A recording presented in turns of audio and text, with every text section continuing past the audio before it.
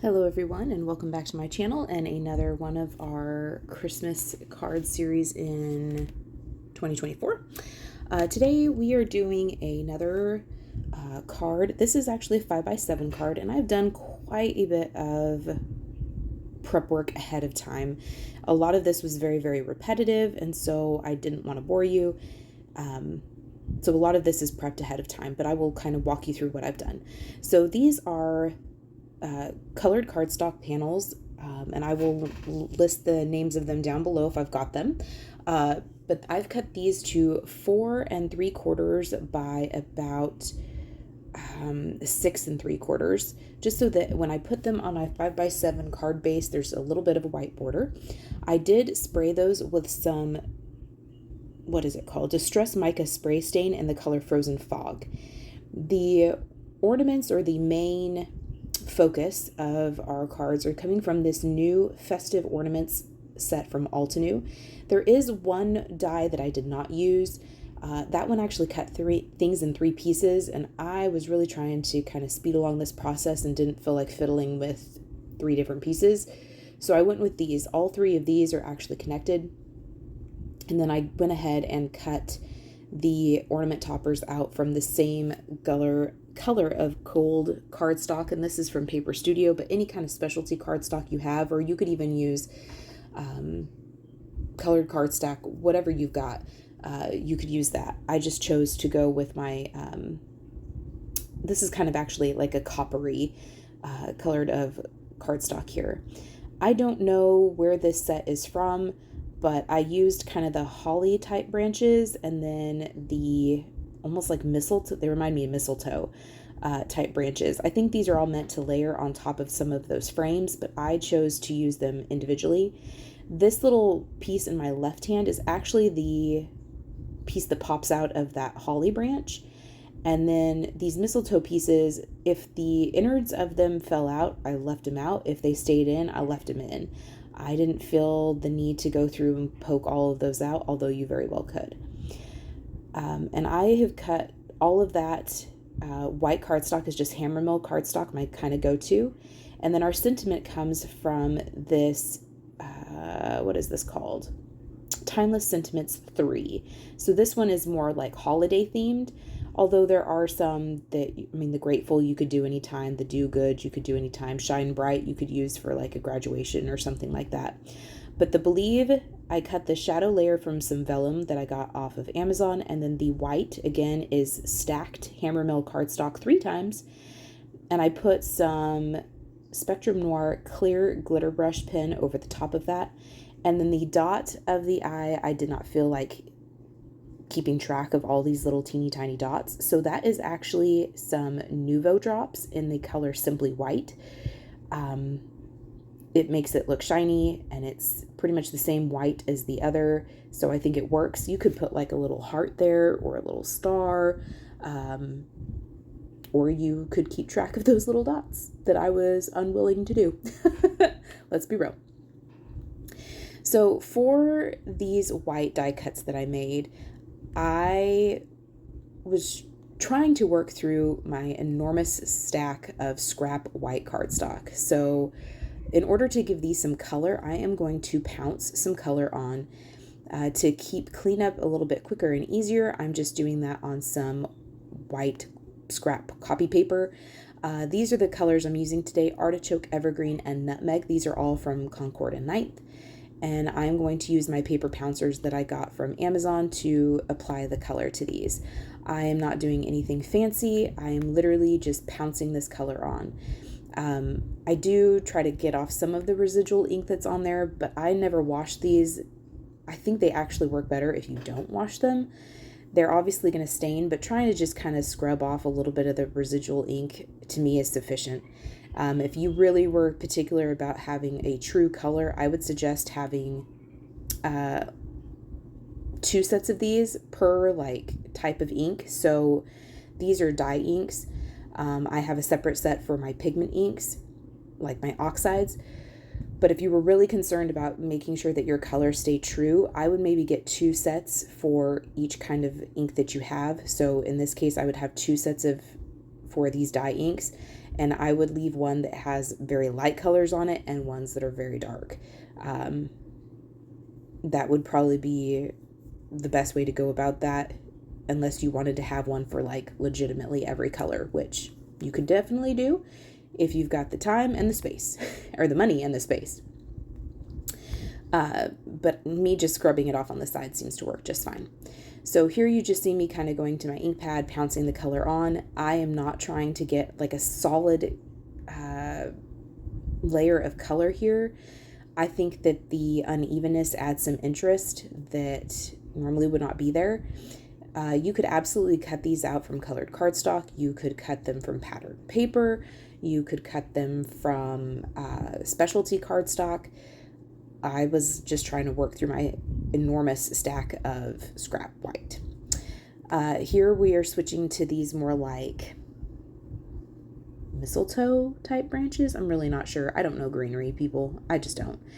And this we are using the artichoke ink.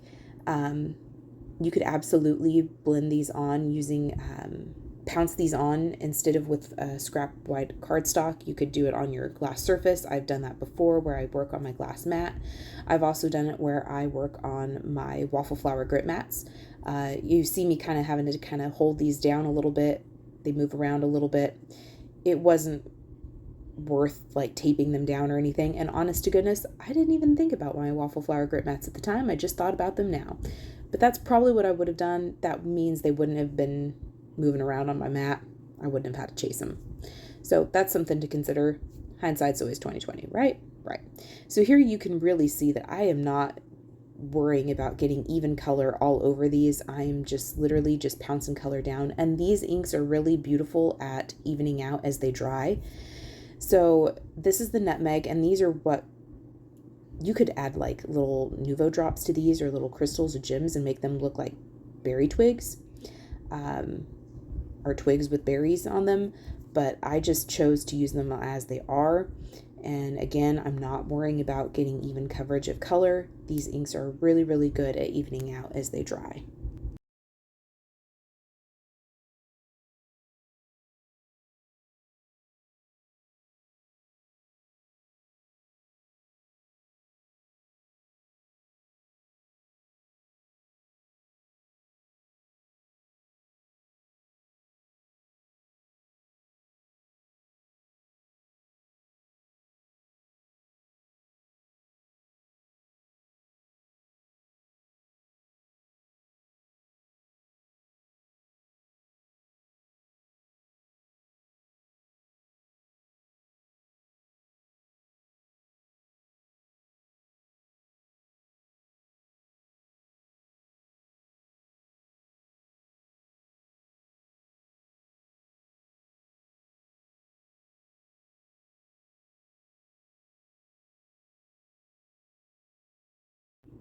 Off screen, I played with the layout of these.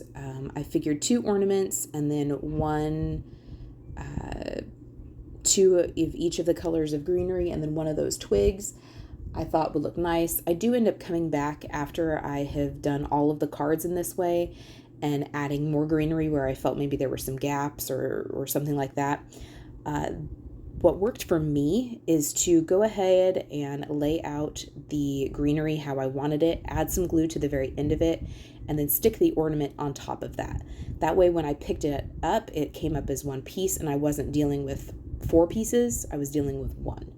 I hope that makes sense. So again, I'm just going to arrange it how I want it and then add glue to the very ends of it. You'll see me do that here, just adding that glue to the very end of it. Adding glue to the end of this one, and then kind of arranging them on top of one another so where I've got some movement with them. And then I'm going to stick the ornament inside of that glue. Then I will pick this up as one entire piece and glue this down flat to my card. I did think about adding some foam tape, but again, most of these cards are going to go to the Flowers for Anne organization, and so I want them to be very, very mailable, so I chose to opt out of adding extra dimension.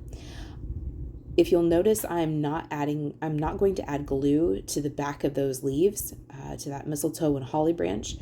I liked the lift that they had when they were not glued down. I felt like that added some extra interest, and so I chose not to glue them down, although you very well could. I'm just going to glue down this sprayed background down flat.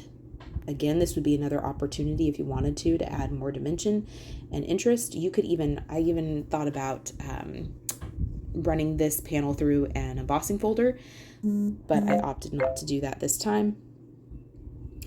So I'm going to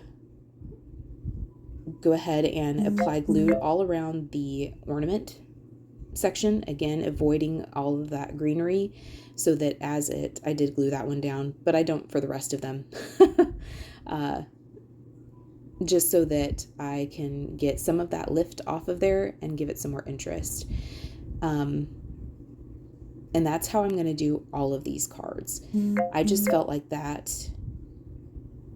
there is a lot of white space, but I feel like that splatter really adds some interest so that it doesn't look incomplete, I guess, for lack of better words.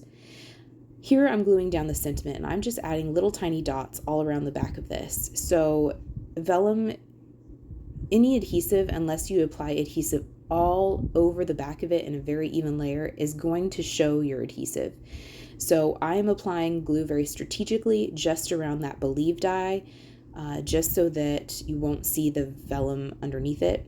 One of the things I will say is that you do see that ink splatter, that, what was it called? Frozen Fog ink spray mica stain behind it.